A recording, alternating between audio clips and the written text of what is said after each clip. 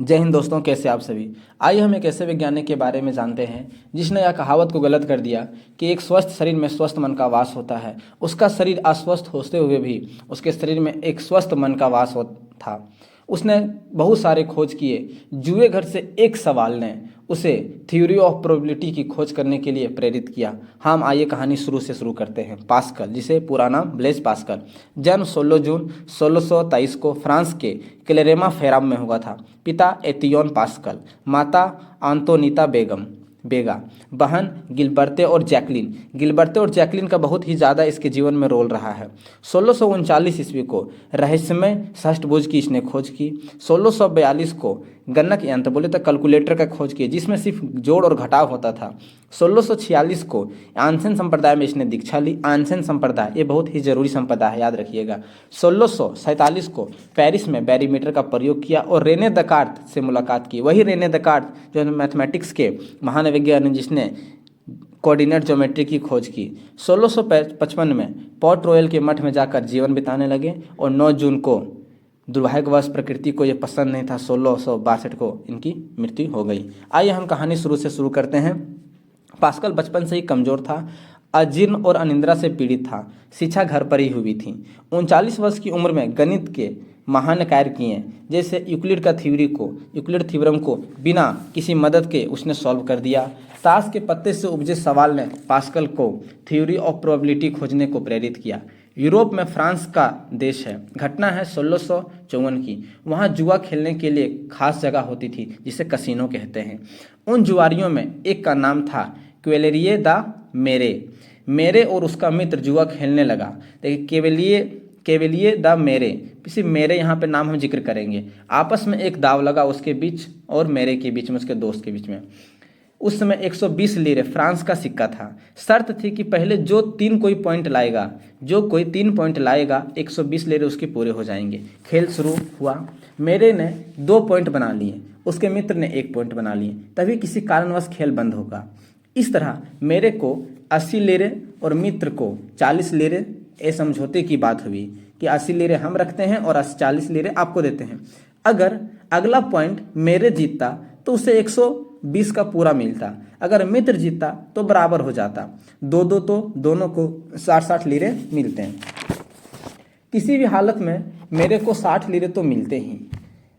अपने दावे पर करार रहते हैं तो बचा हुआ दाव मेरे जीतता था, उसका मित्र संभावना आधी थी।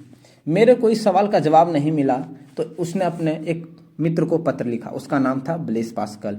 इसी सवाल का सॉल्यूशन करते करते थ्योरी ऑफ प्रोबेबिलिटी का जन्म हुआ। आइए हम जानते हैं आगे। इसी सवाल के हल से पास्कल ने थ्योरी ऑफ प्रोबेबिलिटी का जन्म हुआ। न्यूटन का जन्म इंग्लैंड में हुआ था 1642 को। रेने दकार्त फ्रांस के दार्शनिक एवं गणित हुए। उन्होंने कोऑर्डिनेट ज्योमेट्री की खोज की। कब? 1596 में उनका जन्म हुआ था। रेने दकार्त का जन्म के शायद 27 वर्ष बाद और न्यूटन के 19 वर्ष पहले पास्कल का जन्म हुआ था। पास्कल के पिता एतियोन पास्कल क्लेरेमा की अदालत में सरकारी वकील थे। वे प्रसिद्ध वकील और गणितज्ञ भी थे। उनकी माता की मृत्यु पास्कल के 4 वर्ष में हो गई। माता की मृत्यु के बाद उसका ध्यान उसकी बहन गिलबर्ते और जैकलिन ने की। पास्कल के पिता को लगता था कि अगर ये गणित पढ़ेगा तो स्वास्थ्य पे ध्यान नहीं दे पाएगा, तो उसे लैटिन, साहित्य, ग्रीक ऐसे भाषा का किताब और साहित्य पढ़ाने लगे।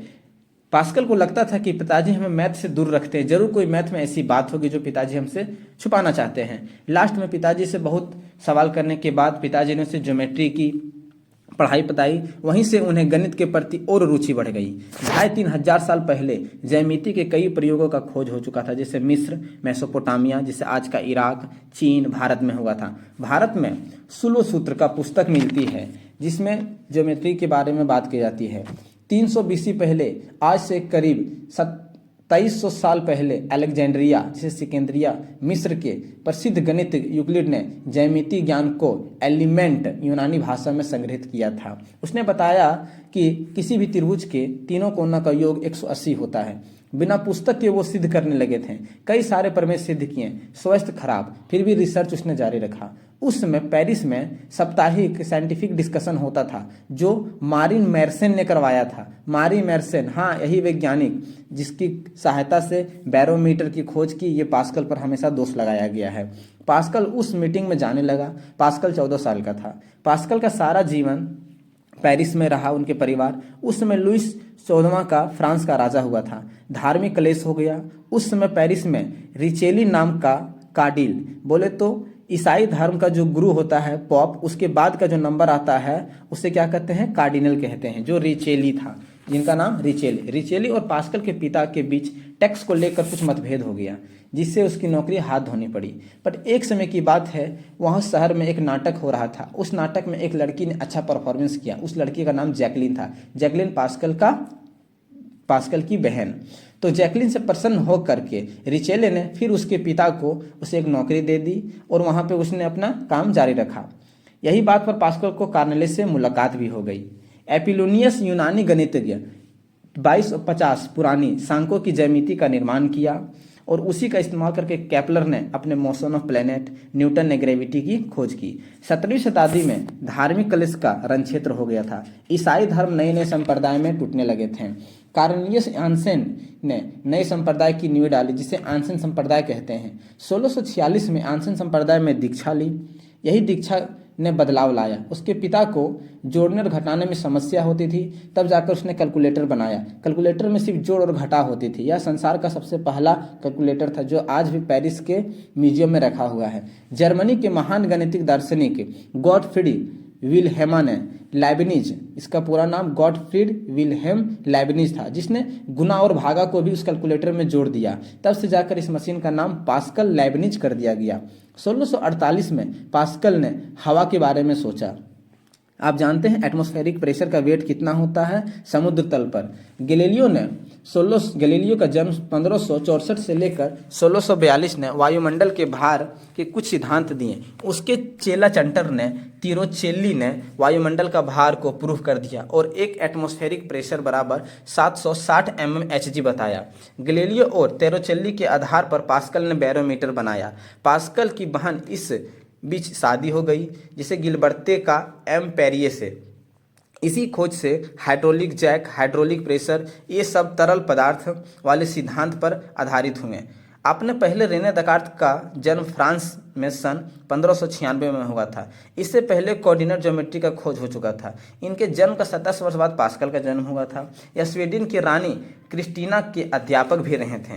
पेरिस में दकार्त की भेंट पास्कल से हुई। दकार्त को पास्कल के आविष्कारों पर संदेह था। उसने पास्कल पर आरोप लगाया कि बैरोमीटर उसने मेर्सेन, वही जो साइंटिफिक मीटिंग करवाते थे पेरिस में, वहाँ जाकर के ये पास्कल बैठते भी थे, उनसे की है। आरोप सिर्फ धार्मिक संप्रदाय के कारण था। दकार्त जेसुसाइट संप्रदाय से और पास्कल आंसेन संप्रदाय से थे। पेरिस के निकट पोर्ट रॉयल नाम एक स्थान है। इस स्थान पर आंसेन संप्रदाय का प्रमुख मठ था। पास्कल परिवार यहाँ आना जाना करता था। उसकी बहन ईसाई नॉन, बोले तो साध्वी बनना चाहती थी। उसकी उलझन से सारा परिवार कलेरमा, जहाँ उसका जन्म हुआ था, वहाँ आ गया। फिर पेरिस 1950 में चला गया। 1951 में इसमें पिता की मृत्यु के बाद जैकलिन साध्वी बन गई और पास्कल ने आखिर परिवर्तन स्वीकार कर ली। परिवर्तन मतलब संसार कामकाज को त्याग दिया।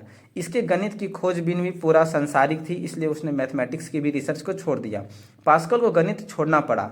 31 वर्ष की उम्र में मठ में आने से पहले, मतलब परिवर्तन होने से पहले, उसने एक अन्य गणित से वही वाला ताश वाला सवाल को सॉल्व किया, लेकर एक लंबा पत्र व्यवहार शुरू किया। उस वैज्ञानिक का नाम प्यारे दा फार्मा था। फार्मा भी फ्रांस के निवासी थे। जन्म 1601 ईस्वी को। पास्कल और फार्मा के बीच पत्र व्यवहार मतलब थ्योरी ऑफ प्रोबेबिलिटी का जन्म हुआ। थ्योरी ऑफ प्रोबेबिलिटी से अलजेब्रा की खोज हुई। 1658 की एक रात शारीरिक कष्ट और दांतों का कष्ट होने के कारण पास्कल जैसे तैसे कष्ट से बिताया और 19 अगस्त 1662 में पास्कल को चेचक से मृत्यु हो गई। ऐसे महान वैज्ञानिक को प्रकृति ने अपने गोद में संभाल लिया और इस महान वैज्ञानिक के कारण ना जाने दुनिया में क्या क्या खोज हुई। आइए हम नेक्स्ट वीडियो में जानेंगे उसी तरह मेंडलीफ की कहानी कि मेंडलीफ का जीवन कैसे रहा। तब तक के लिए अपना ख्याल रखिए। जय हिंद, जय भारत।